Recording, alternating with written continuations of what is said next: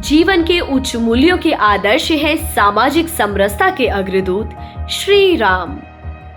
भगवान राम का संपूर्ण जीवन सभी मनुष्यों के लिए अनुकरणीय है। ऐसा नहीं है कि वे किसी एक समुदाय, एक देश अथवा किसी विशिष्ट संस्कृति के प्रतिनिधि हैं। भगवान राम मानवता के प्रतिनिधि हैं। उनके जीवन पर दृष्टि डालें तो हमें पता लगता है कि उन्होंने अपने आचरण और व्यवहार के द्वारा ऐसे मूल्यों को स्थापित किया है जो संसार के प्रत्येक मनुष्य के लिए प्रेरणा देने वाला है। आज की दुनिया पंथ, संप्रदाय, नस्ल भेद, क्षेत्रवाद, अधिकारवाद और विस्तारवाद जैसी समस्याओं से ग्रस्त है। जातिवाद और ऊंच नीच की भावनाएं मनुष्य को ही मनुष्य से पृथक कर रही हैं।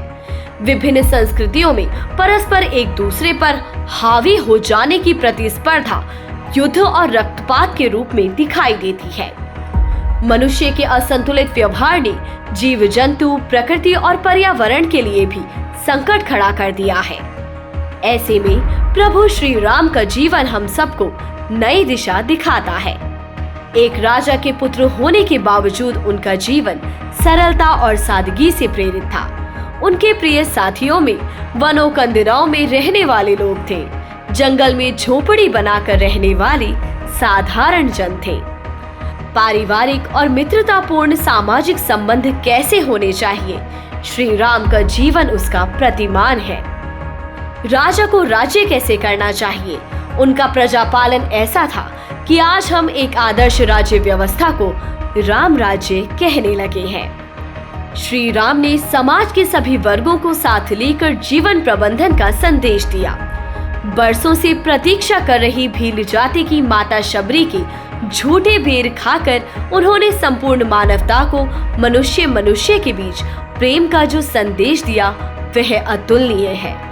गिलहरी और जटायु को अपने करुणामय व्यवहार से सिंचित किया, जो जीव जगत के प्रति करुणा का उपदेश है। शत्रु दल के सज्जन व्यक्ति विभीषण को आश्रय दिया। बाली जैसे अनैतिक पुरुष का वध करने के बाद उसके पुत्रों को उसका अधिकार दिया।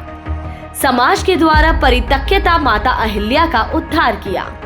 रावण वध के पश्चात लंका पर विजय प्राप्त कर उस पर अधिकार नहीं किया, बल्कि रावण के भाई विभीषण को लंका का राज्य दिया। माता सीता के अतिरिक्त किसी अन्य स्त्री का विचार तक उनके मन में कभी नहीं आया। निसंदेह प्रभु श्री राम के चरित्र के ऐसे अनगिनत गुण हैं जो किसी एक व्यक्ति में एक साथ मिलना असंभव है। इसीलिए भारतीय संस्कृति ने उन्हें मर्यादा पुरुषोत्तम की उपाधि से अलंकृत किया।